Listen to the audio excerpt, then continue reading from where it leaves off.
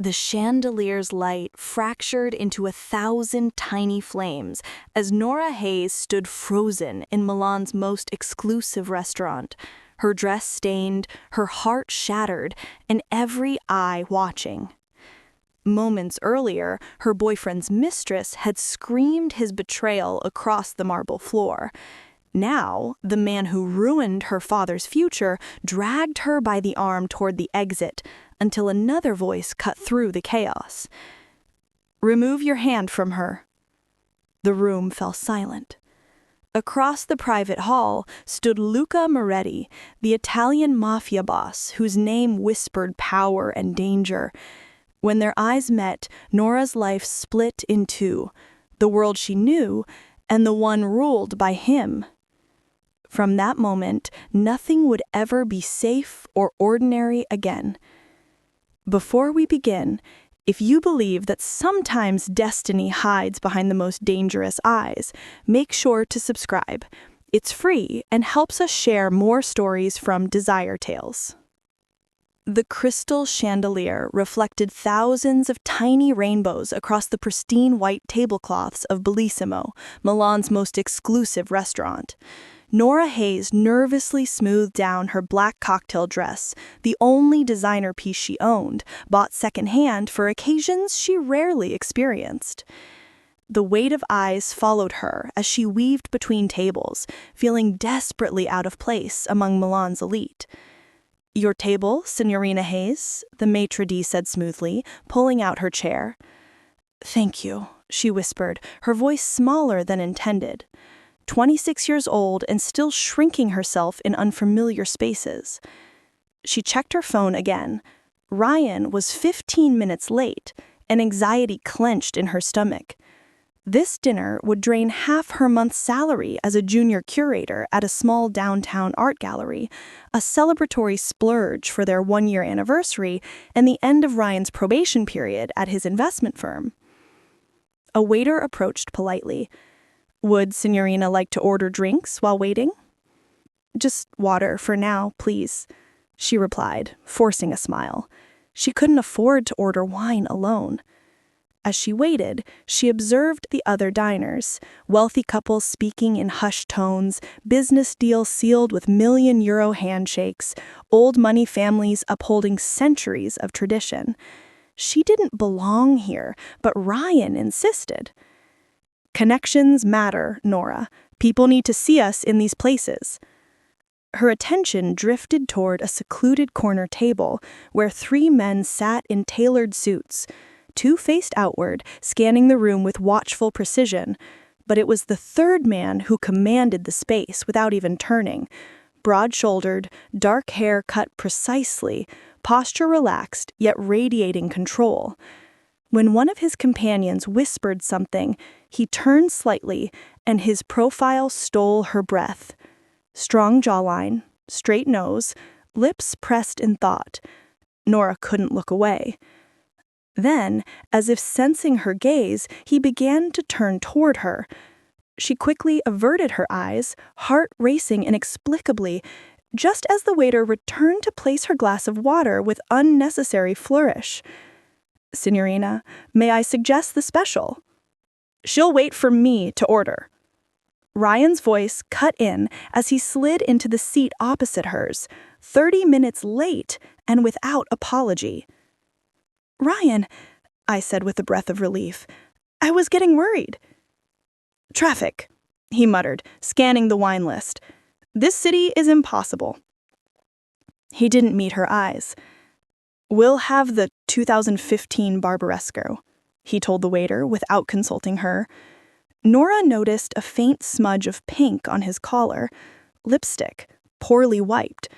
Her stomach dropped, but she said nothing. Not here, not tonight. He finally looked at her. "You look nice," he said, assessing her the same way he'd assess an investment.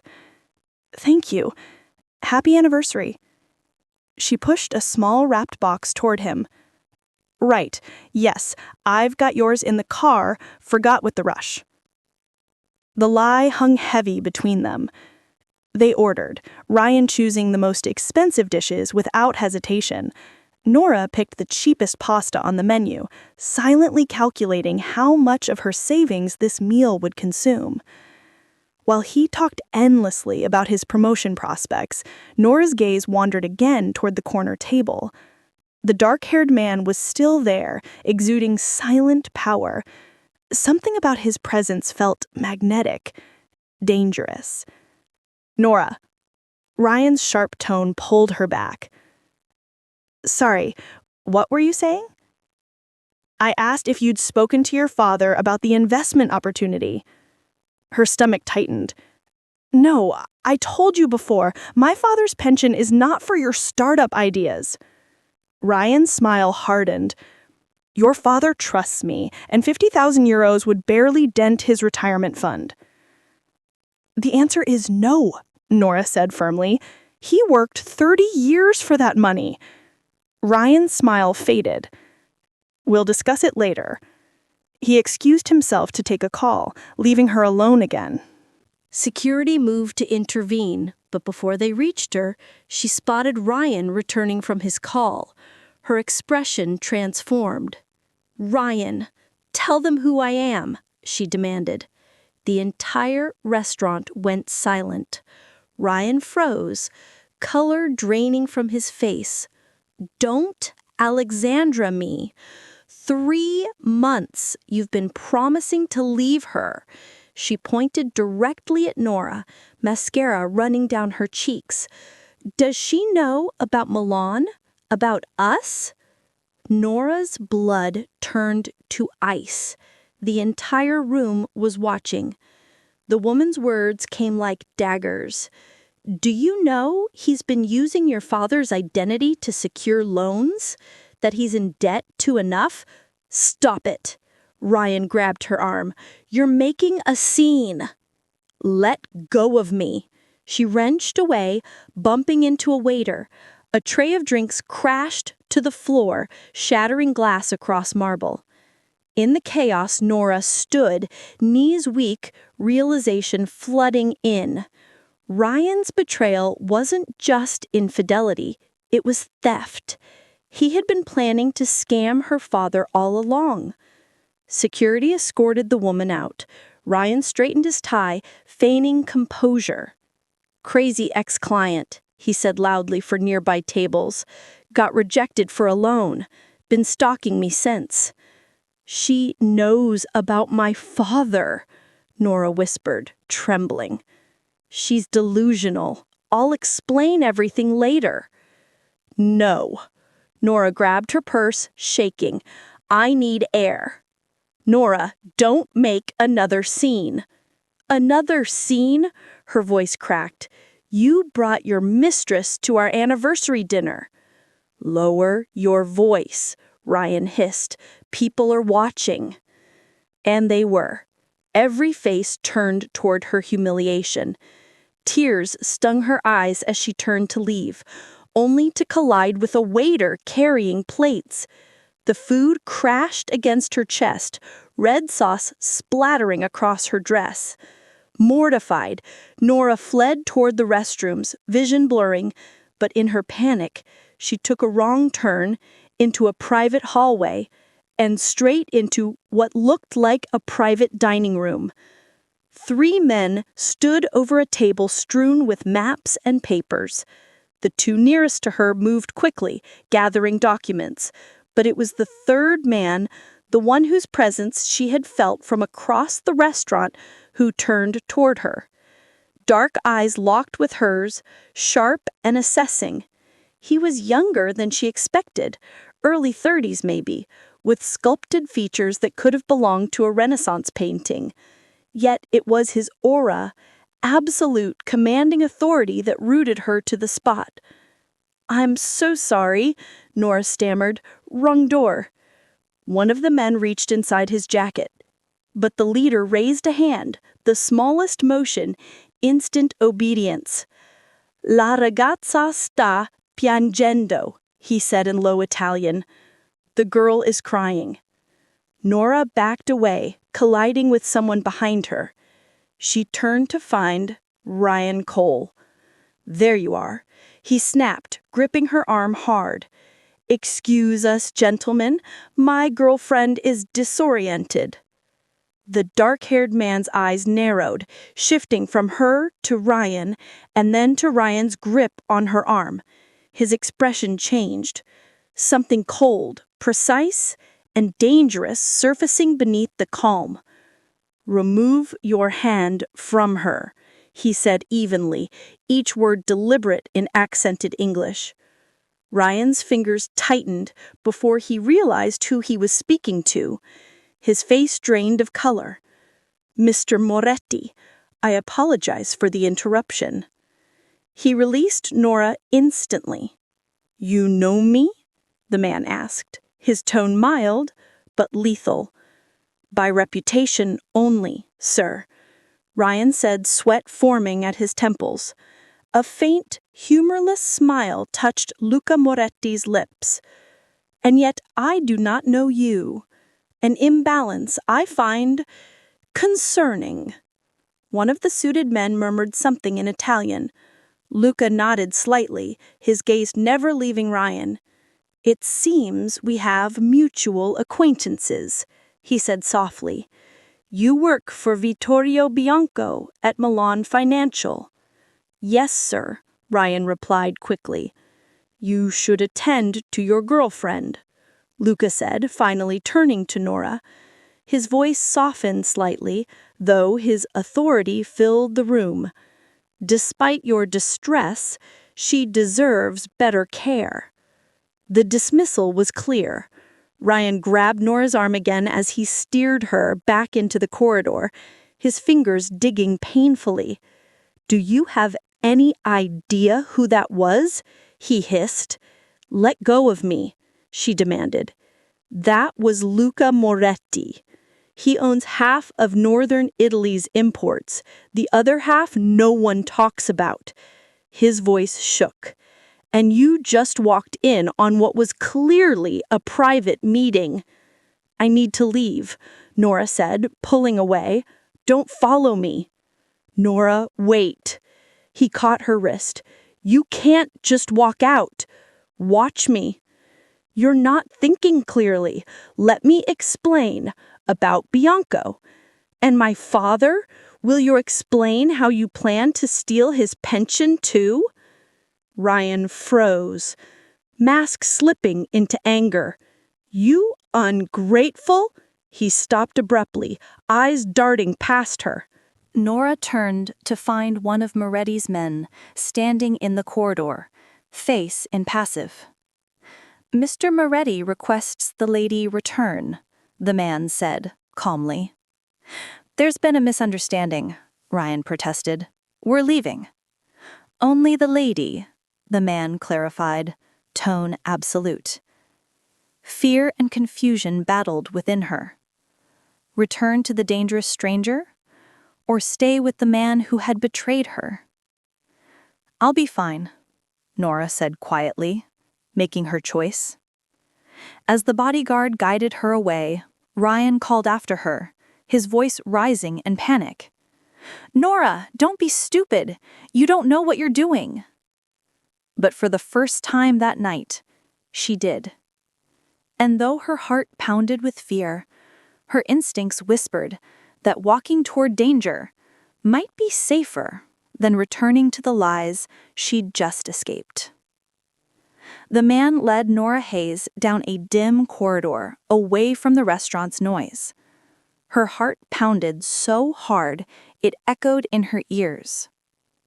They passed through a hidden doorway concealed behind a line rack, emerging into a richly decorated office. Behind a massive mahogany desk sat Luca Moretti, now alone.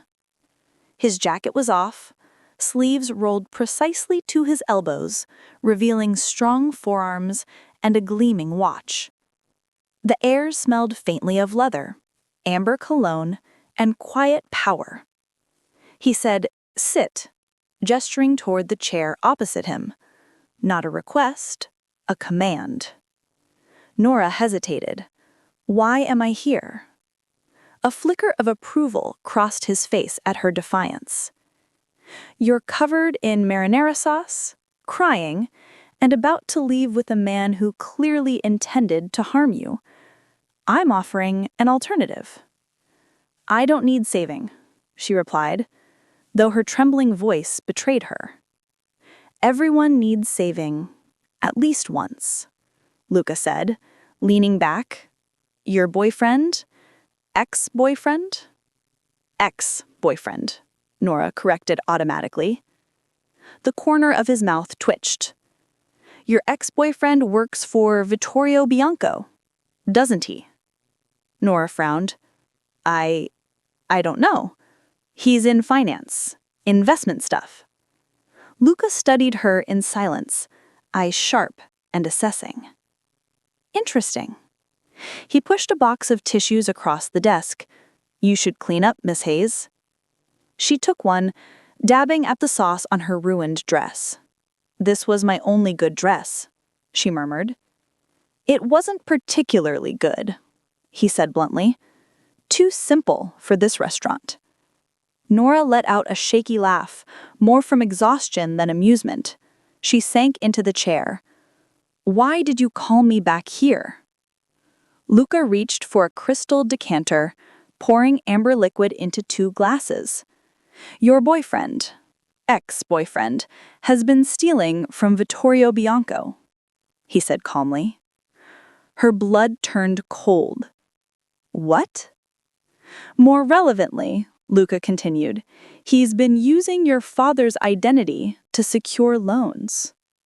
He slid one of the glasses toward her. "Drink. You look like you might faint." She ignored it. "How do you know this?" "I know everything that happens in Milan," he said simply. "Bianco is not known for forgiveness. When he discovers the theft, and he will, he'll look for repayment from anyone connected to your boyfriend, including your father." The room seemed to tilt. He wouldn't. "The damage is done." Luca's tone didn't waver. "Bianco's men are already asking questions." "I need to warn him," she fumbled for her phone. "That won't help. They'll find him regardless." "Then what am I supposed to do?" Panic sharpened her voice. Luca took a slow sip from his glass. "I could make the problem disappear."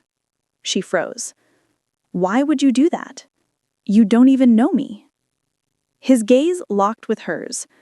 "Let's say I dislike seeing innocents pay for others' mistakes. And what would you want in return? Because nothing comes free from men like you." A faint smile touched his lips. "Smart girl." He leaned forward, elbows resting on the desk. "I want information. I don't know anything." "Not yet," he said smoothly. "But you will. You'll return to your job, your life, as if nothing has changed. You will occasionally share what you learn about Bianco's operations through your ex-boyfriend's connections. Simple." She let out a humorless laugh. "You want me to spy for you? I'm an art curator, not some agent." "Precisely why you're perfect," he countered. "No one would suspect you. Or," he added after a pause, "I can let events unfold naturally, with your father bearing the consequences." The threat was silk-wrapped, but unmistakable. Nora swallowed hard and finally reached for the glass. The liquid burned her throat, fire warming the chill spreading through her chest. "What exactly would I need to do?" "For now," Luca said, "nothing. Return to your life. Forgive your boyfriend." "Forgive him?" she nearly choked. "Information flows more freely from a man who believes he's been forgiven," Luca said coolly. Then his expression hardened. "Though if I see another mark on your arm from his grip, our arrangement changes." The way he said it, protective, possessive, sent an involuntary shiver down her spine. "And my father?" she asked quietly.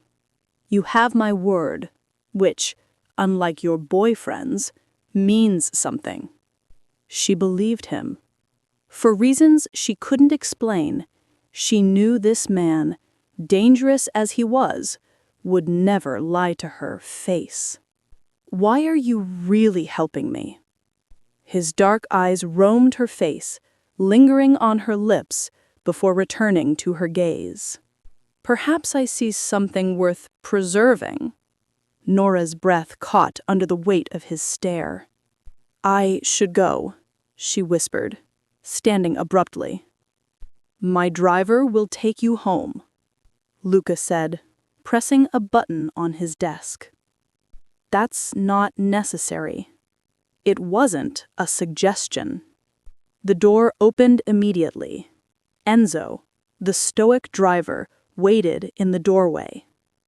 Enzo will ensure you arrive safely, Luca said.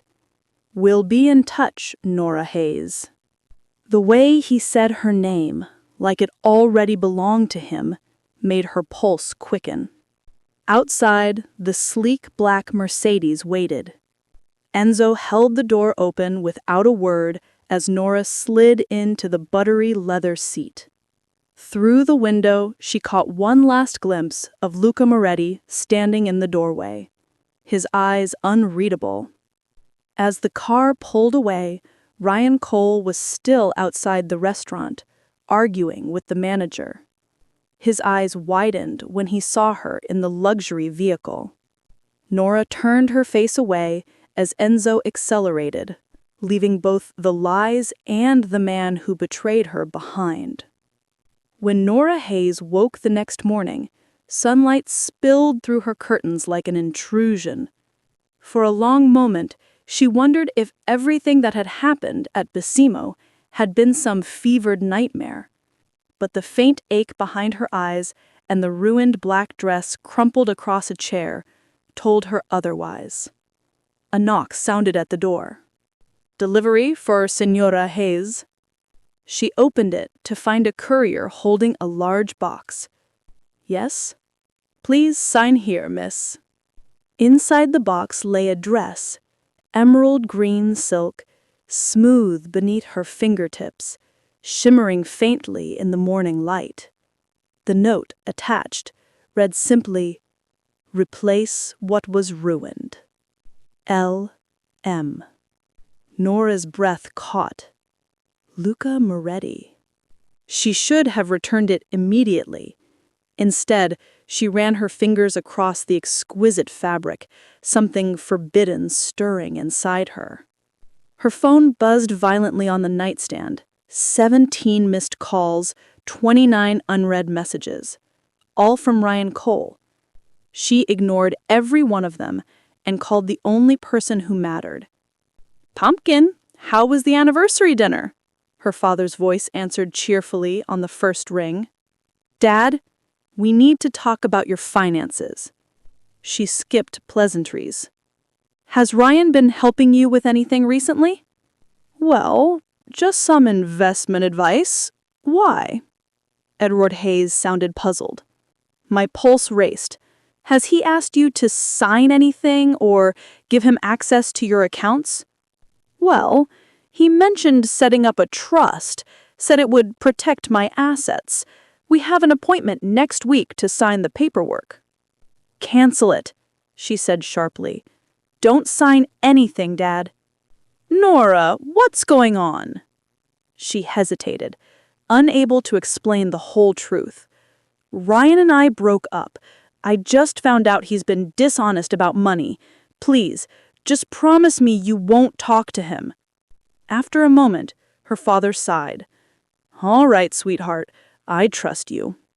When the call ended, Nora sat staring at the green silk dress draped across her bed. Luca Moretti had entangled himself in her life more deeply than she wanted to admit. The smart choice would have been to run, to pack her things and disappear before she was pulled further into his world. But where would she go? How could she protect her father from a man like Vittorio Bianco? And why Despite everything, did part of her feel a dark thrill at the thought of seeing Luca again. The doorbell rang, sharp and unexpected. Her pulse jumped. When she opened the door, 2 men in tailored suits stood on the threshold, their cold smiles polite but wrong. "Ms. Hayes," one said, "Mr. Bianco would like to speak with you." Ice flooded her veins. I'm not dressed," she stammered, trying to close the door. A foot blocked it. "That's not a problem," the man said smoothly. "You can dress while we wait." They entered without invitation, their eyes scanning her small apartment with quiet disdain.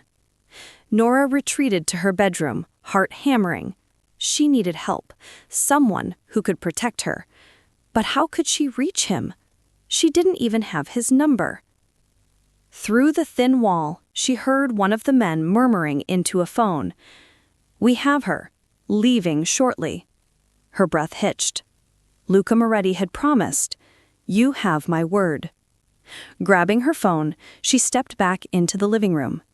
"Where are we going?" she asked, voice shaking. "Mr. Bianco has questions about your boyfriend's activities," one replied. The implication was clear. As they led her toward the car, panic clawed its way up her throat. Then, a screech of tires. A black Mercedes slid to a halt beside them. The window rolled down, revealing Enzo, Luca's driver. "Ms. Hayes," he called calmly. "Mr. Moretti is waiting." The 2 men stiffened. "She has an appointment with Mr. Bianco," one protested. "Mr. Moretti insists," Enzo replied, voice quiet but absolute. A tense standoff followed, the air thick with danger. Then, as another vehicle turned onto the street, Nora seized her chance, breaking free and diving into Enzo's car. He accelerated immediately, leaving Bianco's men shouting behind them. "Are you hurt?" Enzo asked, eyes steady in the rearview mirror. "No," she managed, chest heaving. "How did you know they were here?"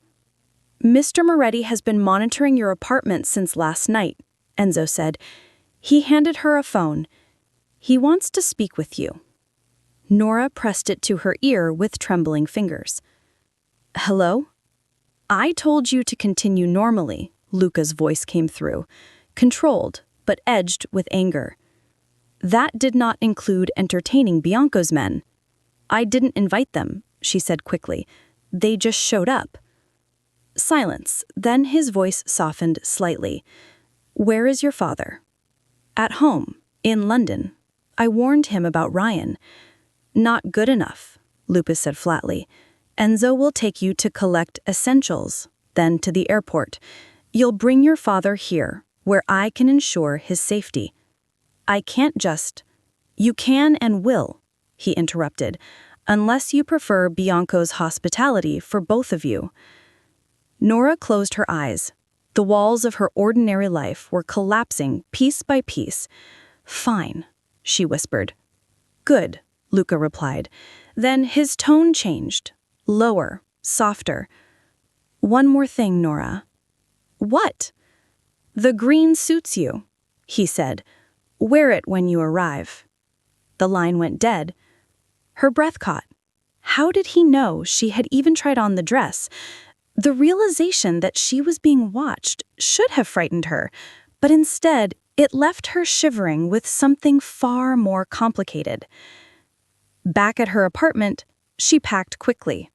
Clothes, documents, and, at the very end, the emerald dress. As Enzo drove her to the airport, Milan's skyline faded into dusk. "Your father will be protected," Enzo said quietly. "Mr. Moretti honors his agreements." Nora turned to him in the mirror. "Why is he doing this?" "The truth?" he said simply. "In 20 years, I've never seen him look at anyone the way he looked at you last night." "That's impossible," she murmured. He doesn't even know me." "Mr. Moretti trusts his instincts," Enzo replied. "They've kept him alive." He handed her an envelope, first-class ticket to London, and a sleek black credit card. "For expenses. The return will be arranged once you have your father." Nora accepted it with trembling hands. "Enzo, what happens to Ryan?" The driver's eyes didn't flicker. "That's not your concern anymore, Ms. Hayes." The car pulled up at the terminal, and for the first time, Nora realized the full weight of the choice she had made. She was no longer part of Ryan's world, and not yet sure if she could survive Luca Moretti's. The flight to London passed in a blur of anxiety and exhaustion. Nora Hayes spent most of it staring blankly out the window, replaying every word Luca Moretti had said. "Bring your father here. Wear the green dress when you arrive." When the plane landed, the familiar gray skies of London brought no comfort. Her childhood home in Hampstead looked exactly the same.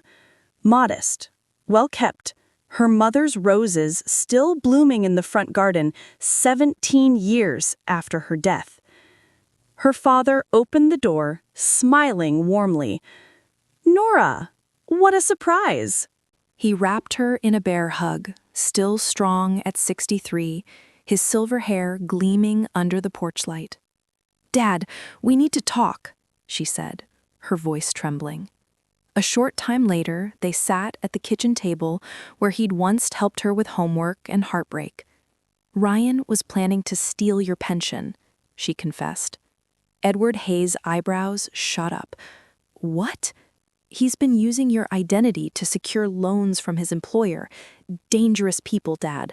We need to leave London until it's resolved." He studied her silently, then nodded once. "I always thought there was something off about him, too polished. But why Milan? Shouldn't we go somewhere they wouldn't look for us?" "I have a friend who can help," she said softly. The word friend felt inadequate. "He's promised protection." Her father regarded her carefully. "This friend, do you trust him?" Nora hesitated. Luca was dangerous, calculating, but also honest in ways Ryan never had been. "Yes," she said finally. "I trust him to do exactly what he promises." Her father smiled faintly. "Then I'll pack light. Sounds like we might be staying a while." The return flight to Milan was disorienting. First class, a luxury neither of them had ever experienced. Her father alternated between excitement and concern, while Nora sat in silence, her mind racing. At Malpensa Airport, Enzo was waiting, holding a discreet sign that read Ellis, the alias she'd chosen to use. Her father raised an eyebrow at the imposing driver and the black Mercedes waiting outside. "Your friend must be quite successful," he murmured. "Something like that," Nora replied, tension tightening her chest. They drove north, the city fading into the lush countryside of Lombardy. Security checkpoints appeared with increasing frequency, guards nodding respectfully to Enzo as gates swung open automatically. Finally, the villa came into view, a magnificent 19th century palazzo surrounded by manicured gardens and distant mountains. "Good Lord," Edward whispered. "Your friend is royalty." "Something like that," Nora murmured again. The villa's massive doors opened before they reached them. A striking woman in her 50s greeted them, elegant in a black dress, silver-streaked hair pulled into a severe bun.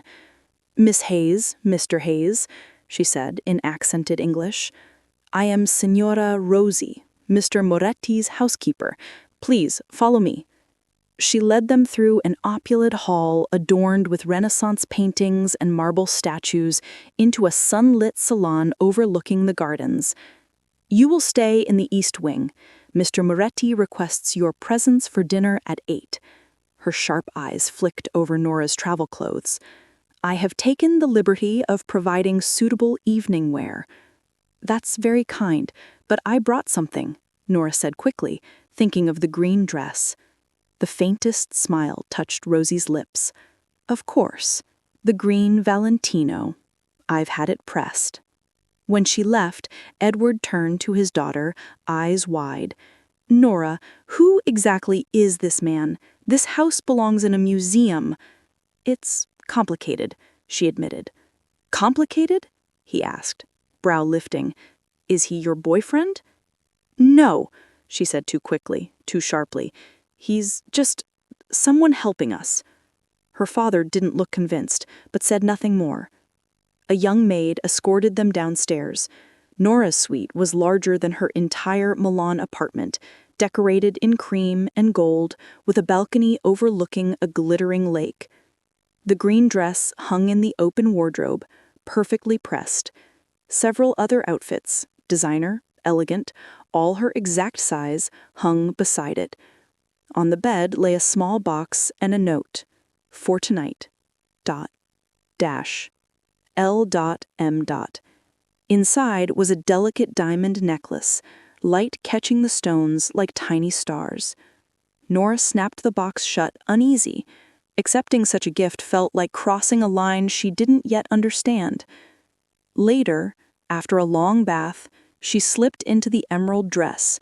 It fit as though it had been made for her, accentuating curves she usually downplayed.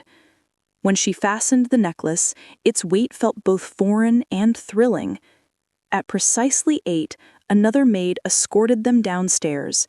Her father looked distinguished in a tailored suit, no doubt arranged by Rosie. You look beautiful, Pumpkin, but I'm still waiting for that explanation. Later, Nora murmured. They entered the formal dining room where Luca Moretti waited beside a table set for 3. Dressed in a black suit and open white shirt, he looked effortlessly powerful. Nora, he said, her name rolling off his tongue like silk. You look exquisite. His gaze shifted to her father. And Mr. Hayes, welcome to my home. I'm grateful for your hospitality, though I admit I'm unclear about the circumstances. Luca shook his hand firmly. Your daughter has explained the situation. Parts of it. I gather my identity has been compromised. Indeed, Luca said, motioning them to sit. Dinner unfolded with surprising civility. Each course was served in silence by attentive staff. Between bites, Luca laid out the truth with disarming clarity. Ryan Cole had stolen nearly 2 million euros under Edward's name. Vittorio Bianco had discovered the fraud and was seeking repayment. Until the matter is resolved, Luca said calmly, you will both remain here under my protection. And how exactly will it be resolved? Edward asked, his scholar's curiosity undimmed. Your identities will be cleared. Compensation will be made to affected parties. The person responsible will be dealt with. Something in his tone made Nora's pulse quicken. Ryan will be arrested? She asked softly. A cold smile touched Luca's lips. Let's say he'll face appropriate consequences. Edward glanced between them. And what does my daughter have to do with any of this, Mr. Moretti? Why involve yourself so personally? A long silence followed. Then Luca's voice dropped, rich and deliberate. Your daughter made quite an impression, Mr. Hayes. His dark eyes found Nora's. I protect what interests me. Heat rose to her cheeks. After dinner, Luca invited her father to see his private library. Edward followed eagerly, leaving Nora and Luca momentarily alone on the terrace under the moonlight. You didn't wear the dress when you arrived, he said quietly. I came straight from the airport. You said to wear it when I arrived. I'm wearing it now." His lips curved faintly. So literal. His fingers brushed the diamonds at her throat. "These suit you." "I can't accept jewelry like this," she whispered. "You already have," he murmured, thumb tracing the line where the necklace met her skin. "You wear my gifts well, Nora." She stepped back, trying to steady her voice. "How long will we stay here?" "Until I'm satisfied Bianco no longer poses a threat. It may take some time." "And Ryan?" "You still care for him?" he asked sharply. "I don't," she answered honestly. "But I don't want his death on my conscience." "Your compassion is unusual in my world," he said softly.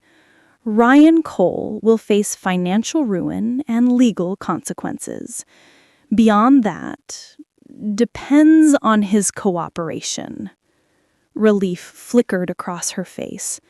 "Thank you." "Don't thank me yet," he warned. "Your safety comes with conditions." "My safety?" she echoed.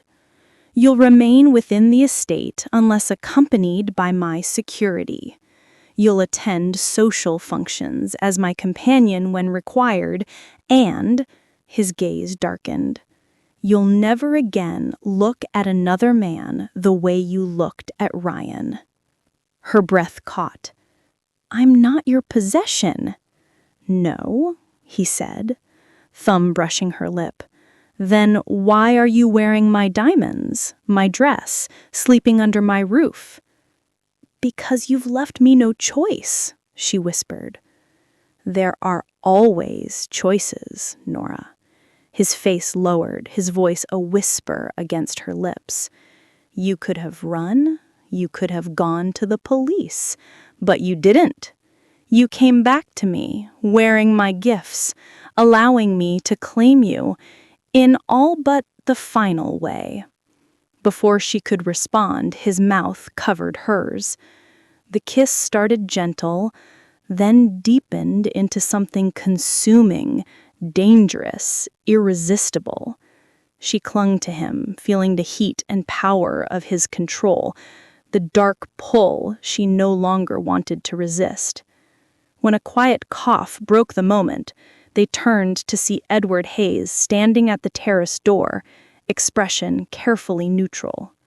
"Forgive the interruption," he said calmly. "I was just heading to bed." Luca's composure returned instantly. "Of course. Signora Rossi will show you to your room." Her father kissed Nora's cheek softly.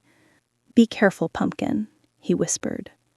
As he left, Luca turned back to Nora. "This is madness," she whispered.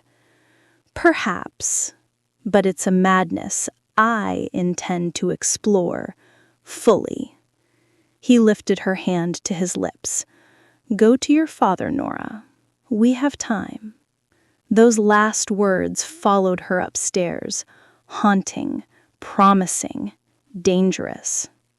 Days at the Moretti estate settled into an unexpected rhythm. The grounds stretched endlessly, gardens manicured to perfection, fountains murmuring beneath the Lombardy sun. There were tennis courts, an indoor pool, even a private gallery housing priceless art. To anyone else, it would have seemed like paradise. To Nora Hayes, it was a gilded cage. Her father, ever the academic, spent hours buried in Luca Moretti's vast library, resurfacing only for meals or to excitedly share discoveries about ancient texts. His ability to compartmentalize their situation amazed her. For Nora, it wasn't so simple. Every hallway, every passing guard reminded her that freedom here was an illusion. Luca left early most mornings for business in Milan and returned late, composed as ever.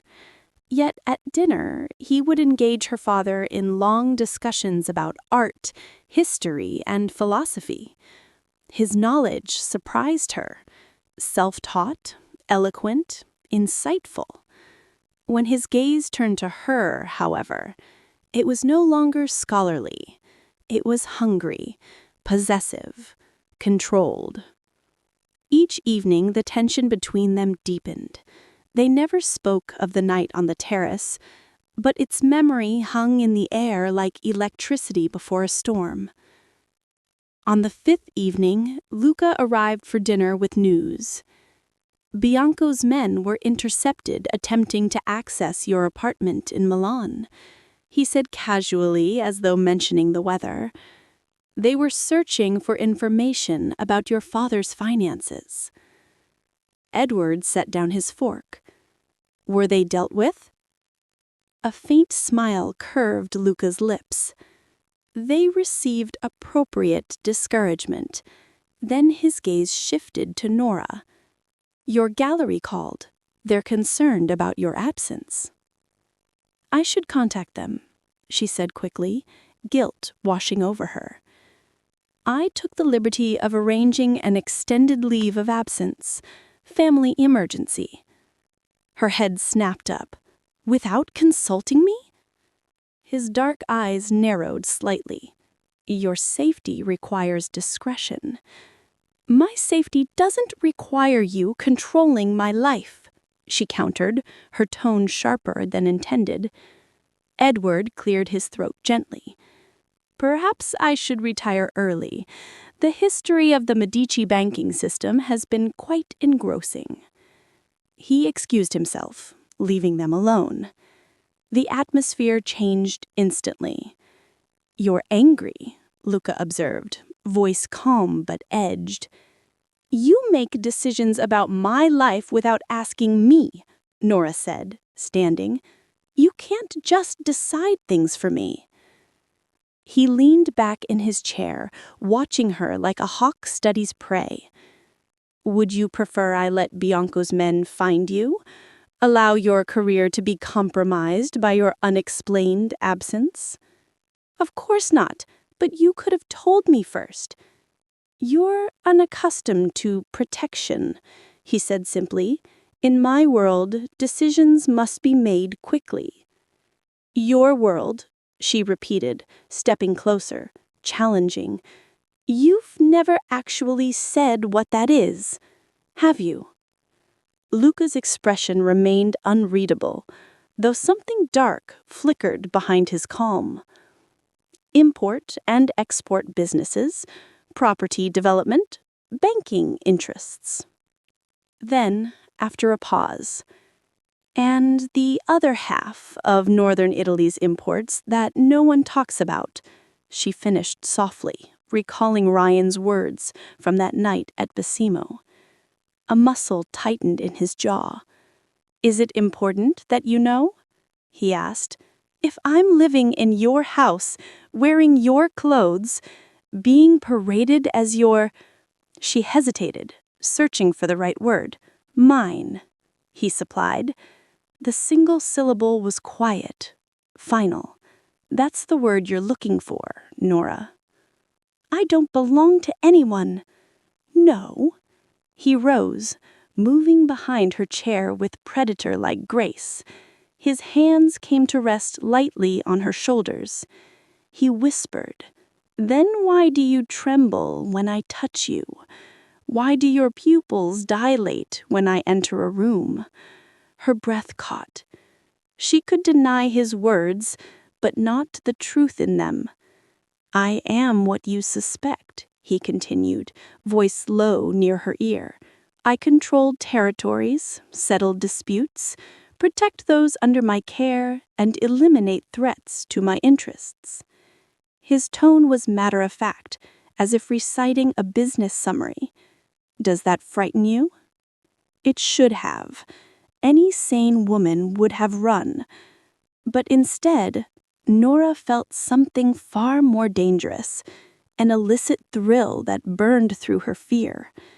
Yes, she admitted softly, but not in the way it should.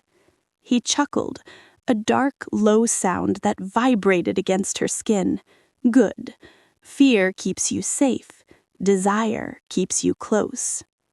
His fingers traced along her jaw, tilting her face upward until her eyes met his. And I want you very close, Nora Hayes. When he kissed her, it wasn't a question, it was a claim. The tension that had been building for days erupted, fiery and uncontrollable. Nora rose, turning into his arms, returning the kiss with equal hunger. He tasted of expensive wine and danger. She pressed closer, fingers tangling in his dark hair, surrendering to the pull she had fought for too long. "Tell me to stop," he murmured against her lips, breath hot against her skin. "And I will." But Nora couldn't speak. He lifted her effortlessly, setting her on the edge of the table as his hands explored the curve of her waist. His mouth trailed down her neck, finding the places that made her tremble. When he reached the hollow of her throat, he paused, eyes dark with heat. "Not here," he said, his accent thicker, voice roughened. "Not like this. The first time." Before she could answer, a discreet cough interrupted them. They turned to see Enzo standing at the terrace doors, his expression carefully blank. "Forgive me, sir. The call you were expecting." Luca straightened instantly, controls snapping back into place like armor. "Take it in my study. I'll be there shortly." Enzo bowed and left. Luca turned back to Nora, his composure unshaken, but his gaze still burning. "This isn't finished," he said quietly. "I know," she whispered, both relieved and disappointed by the interruption. He cupped her face briefly, thumb brushing her cheek. "Rest. Tomorrow will bring changes." Those words lingered in her mind long after he left, echoing through the quiet halls of the villa like a promise and a warning. The gala was a masterpiece of power disguised as elegance. Crystal chandeliers blazed above marble floors, and the hum of polite laughter filled the grand ballroom of the Moretti Foundation. Every influential figure in Milan seemed to be there. Politicians, investors, art dealers, and the occasional face one only saw in the shadows. Nora Hayes stood at the top of the staircase, her hand resting lightly on Luca Moretti's arm. The navy gown she wore clung to her like moonlight on water, its open back and silver detailing chosen by him. His presence beside her, impeccably dressed, calm, commanding, made every head turn. "This is not just a party," he had said earlier, fastening a diamond clasp at her neck. "It is a declaration." Now she understood what he meant. As they descended the stairs, whispers rippled through the crowd. "Who is she? Moretti never brings anyone. Is she the reason Bianco's gone silent?" At the bottom of the stairs, Luca guided her through the sea of faces, greeting a few with polite restraint. His hand never left her back, firm, proprietary. He introduced her only once. "This is Nora Hayes. She is under my protection." Those words drew stares, some envious, others fearful. Nora held her head high, though her heart pounded. As the night unfolded, conversations blurred. Politics, money, art. But she could feel Luca's gaze on her constantly, every movement monitored, every smile measured. Then, across the room, she saw him. Ryan Cole. He looked thinner, desperate, eyes ringed with exhaustion. A bruise shadowed his jaw. Their gazes met, and his lips parted in shock. Before Nora could react, he started toward her. Luca's hand tightened at her waist. "Stay still," he murmured. Ryan reached them, ignoring the tension radiating from the surrounding guests. "Nora, please, I need to talk to you." Luca turned slowly, his expression calm, but his eyes glacial. "She doesn't need to hear anything from you." Ryan's voice cracked. "You don't understand. I didn't mean for any of this to happen. Bianco, he's going to kill me." Luca's tone remained mild. "Then perhaps you should consider the consequences of stealing from men more dangerous than yourself." Ryan's eyes darted around the ballroom, panic rising. "Nora, you know me. You know I'd never hurt your father." "Don't," she interrupted, voice trembling but firm. "Don't use his name. You lied to both of us." "I made mistakes," he pleaded, "but we can fix this." "Fix it?" she snapped. "You betrayed me. You stole from my family. You left me to be hunted by people like Bianco." Heads turned toward them.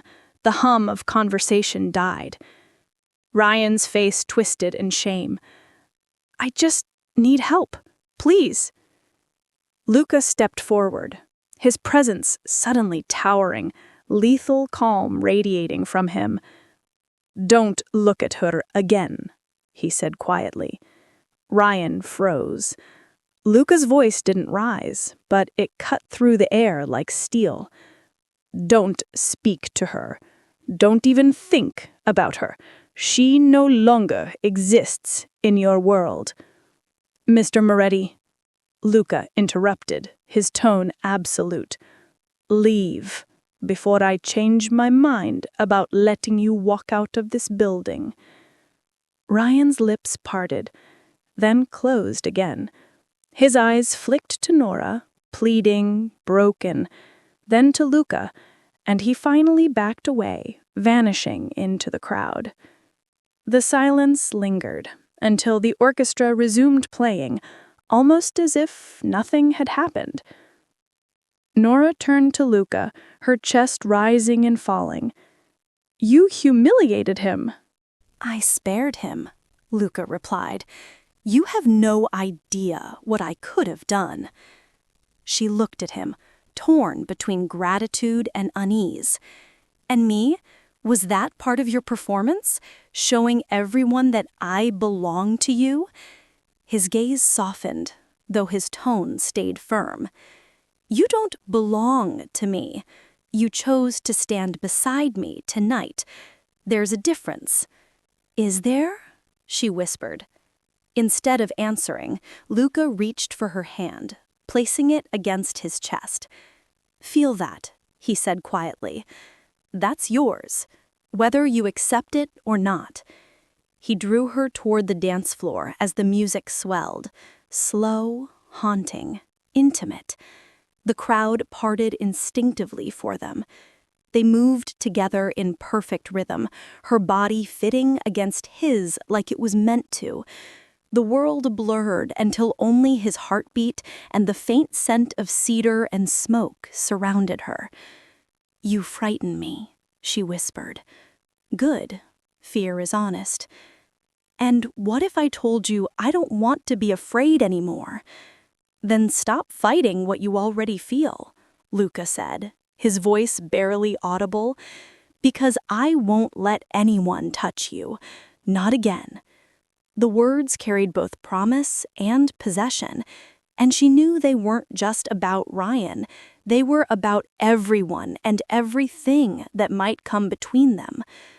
When the song ended, applause rose faintly from the crowd, though no one dared approach them. That night, back at the villa, Nora stood on the balcony, the city lights glittering below like fallen stars. She heard him enter behind her, felt his warmth at her back. Without a word, she turned, and this time she didn't resist. The kiss was different now, No hesitation, no pretense. It was surrender, full and unguarded. Hours later, when dawn began to break, they were still awake, tangled in silk sheets, breathless and silent. Luca brushed a strand of hair from her face, eyes softer than she'd ever seen. "Now," he said quietly, "the whole world knows who you are." Nora smiled faintly, exhaustion and emotion intertwining. "And who am I, Luca Moretti?" His lips curved. "Mine."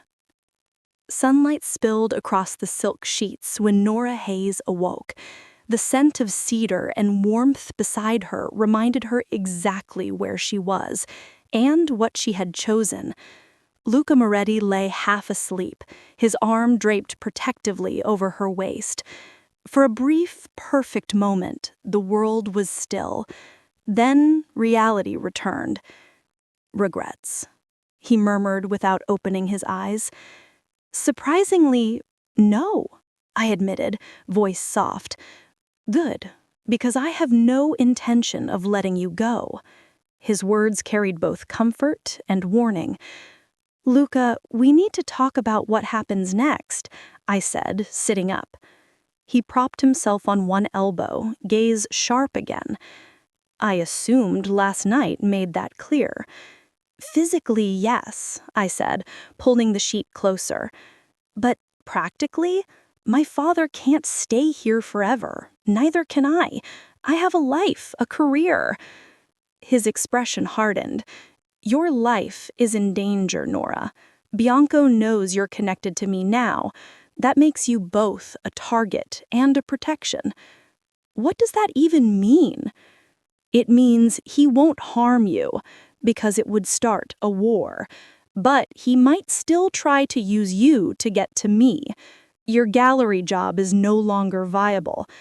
"You can't just decide that," I snapped. "I already have," he replied evenly, rising from the bed. "What kind of arrangements?"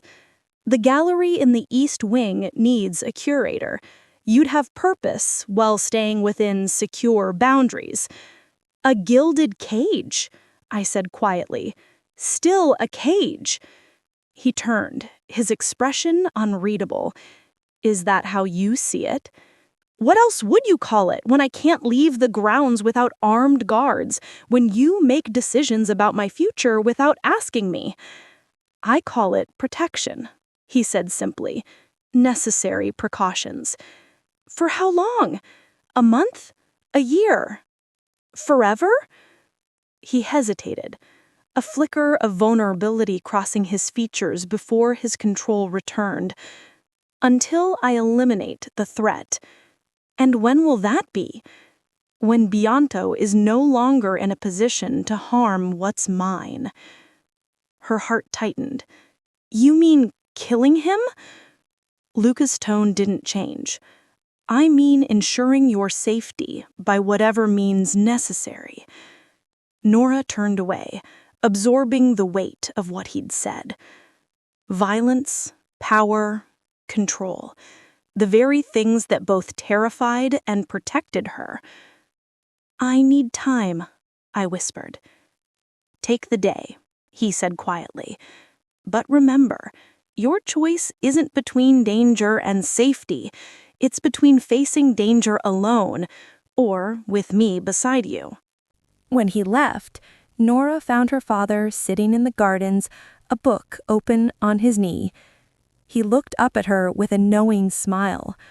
"I was wondering when you'd come back." She sat beside him, still wearing yesterday's evening dress. "He wants me to stay here," she confessed, "to give up everything." Edward closed his book. "And what do you want?" "I don't know," she admitted. "I want him, but I also want my freedom." He nodded thoughtfully.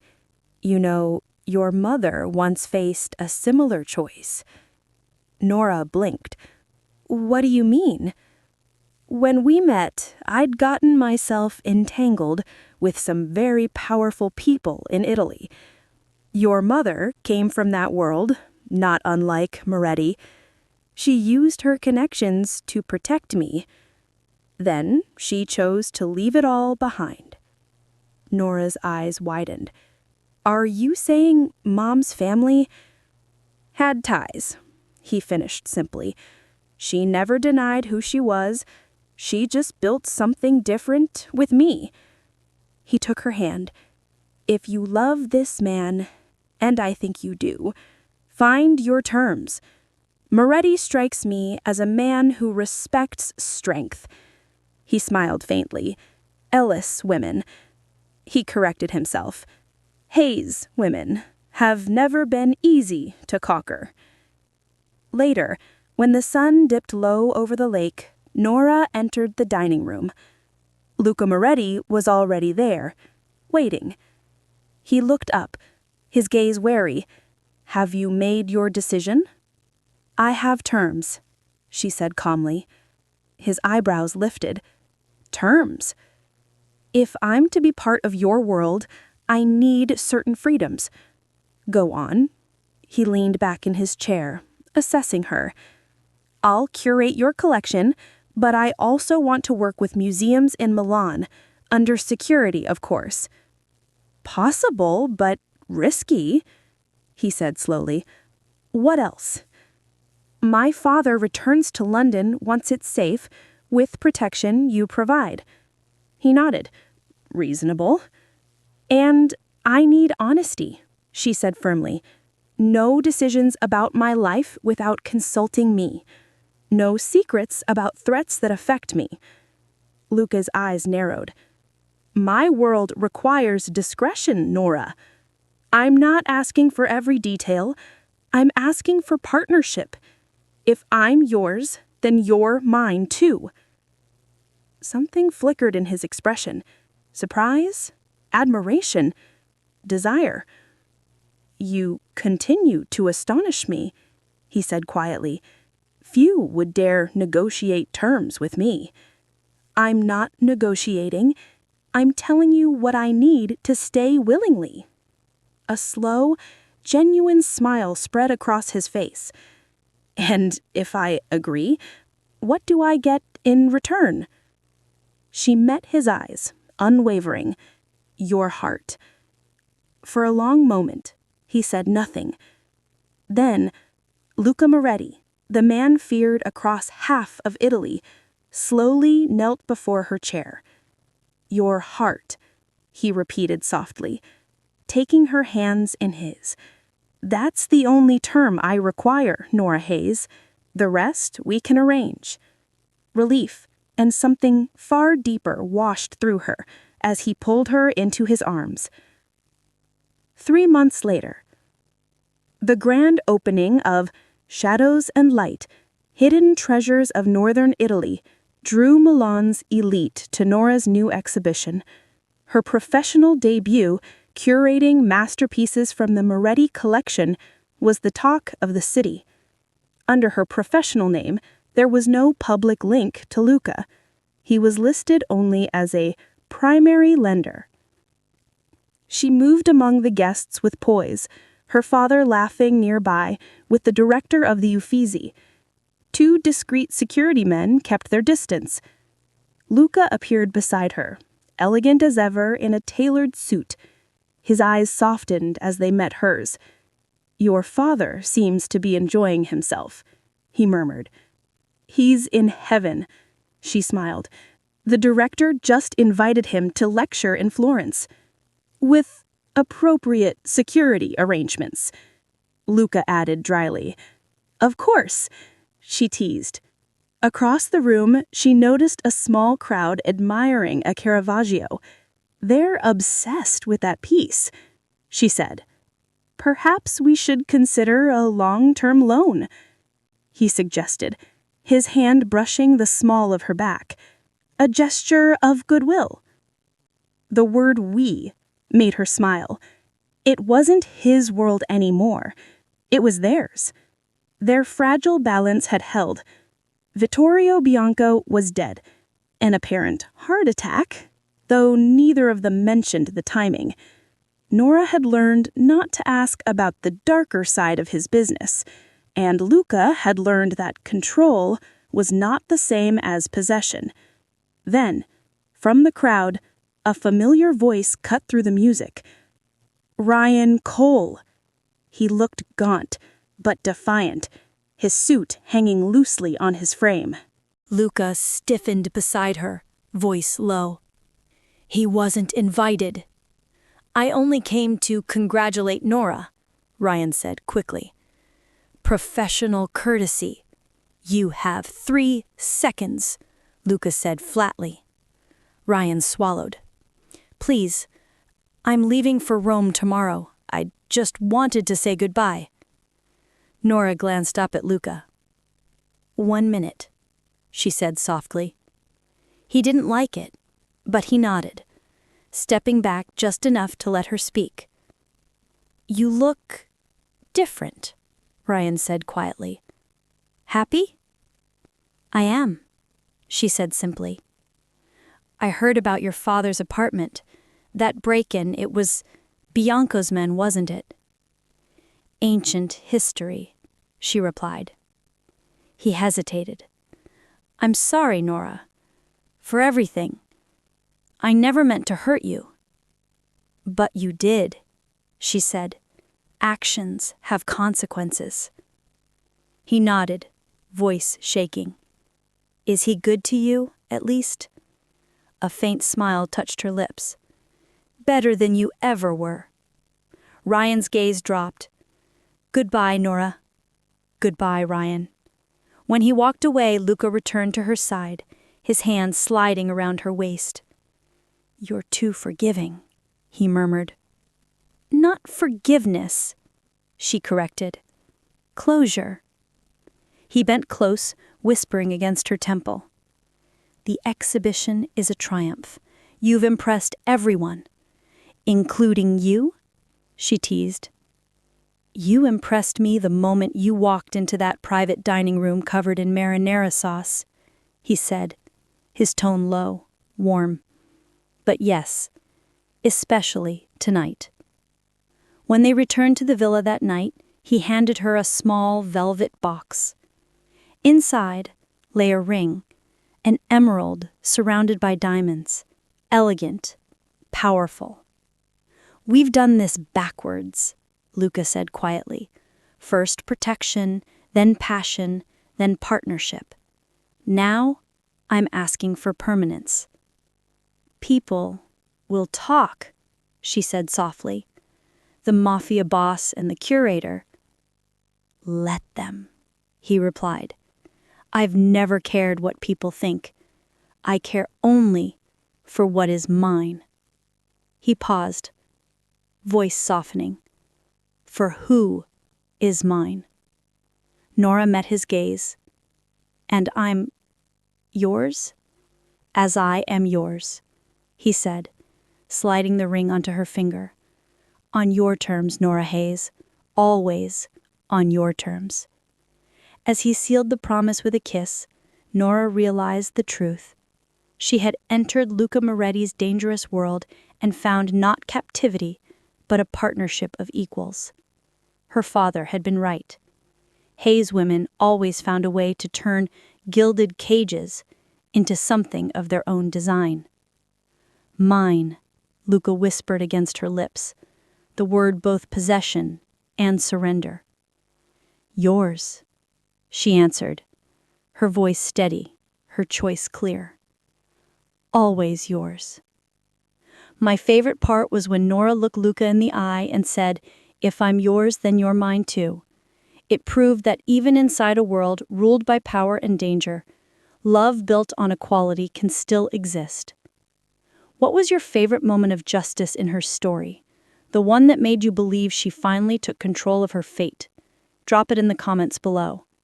Don't miss more powerful stories of passion, redemption, and strength. Subscribe to Desire Tales and hit that notification bell so you never miss an upload where danger meets desire and every heartbeat tells a story.